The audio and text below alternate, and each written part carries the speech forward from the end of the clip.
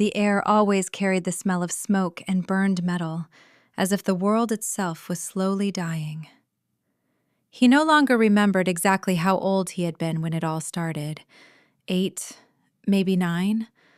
Old enough to remember the warmth of his mother's laughter, young enough not to understand why that laughter suddenly vanished forever. The Third World War had no clear borders, no clear enemies anymore. Everything had blurred into chaos. On the day he lost his family, the sky itself seemed to shatter. Sirens screamed endlessly, bombs rained down without mercy, and within seconds, his entire world was reduced to ruins. He could still hear the echoes of shouting, still feel the violent trembling of the ground beneath his feet, and then silence.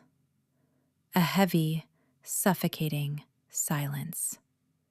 He ran, without direction, without thought, just away from everything that had once meant home. When he finally stopped, his legs trembling and his chest burning, he realized the truth. He was alone.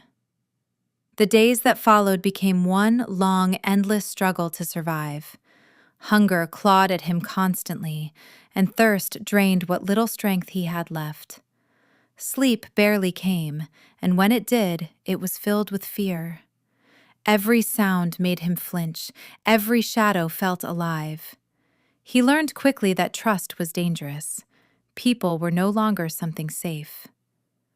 Until he met them. A family. Quiet, cautious, different. The moment he saw their uniforms, his body froze. Enemies, the same kind of people who had destroyed everything he loved. Every instinct screamed at him to run, but his body refused. He was too weak. They took him in. At first, he said nothing. He only watched them, his eyes filled with suspicion. He stayed ready to run at any second, but they never hurt him. Instead, they gave him food, clean water, and a warm place to sleep. The mother gently combed through his tangled hair, her touch soft and careful, as if he were her own child. The father handed him worn boots that fit just well enough to walk again. Their daughter looked at him with quiet kindness, smiling, as if he were not an enemy, but simply a boy. Slowly, something inside him began to shift. The tight knot of fear in his chest loosened. For the first time in what felt like forever, he felt something close to peace. Not complete safety, but something fragile, something real, maybe even hope. Until that day came.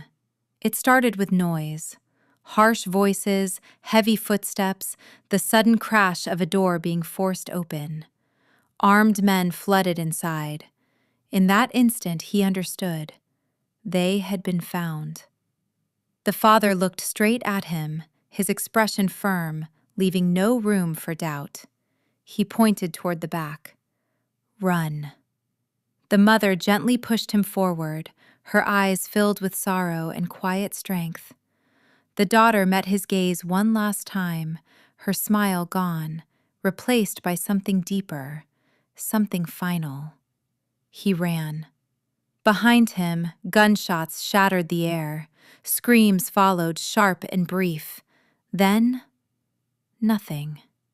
He never turned around. He couldn't, because deep inside, he already knew what he would see. Hours later, deep within the forest, his body finally gave in. He collapsed onto the cold ground, exhausted beyond measure. His body was empty, but his mind refused to rest. They had saved him. They, the enemy, had chosen to save him. And now they were gone. Years passed, and the boy became a man, strong on the outside, but fractured within.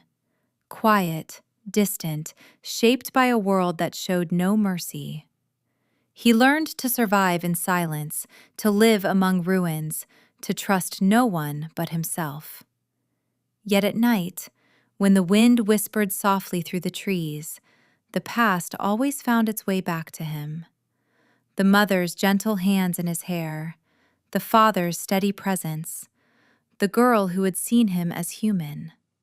He would sit alone by a small fire, staring into the flames as they danced in the darkness. "Why?" he would whisper into the night.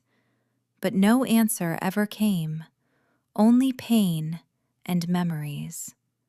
And yet, there was something else too. Something the war had not managed to destroy. Something that refused to disappear no matter how much he had lost. His humanity. And deep within himself, he knew the truth. He was still alive because they had chosen kindness over hate. And as long as he kept breathing, he would carry them with him. He would never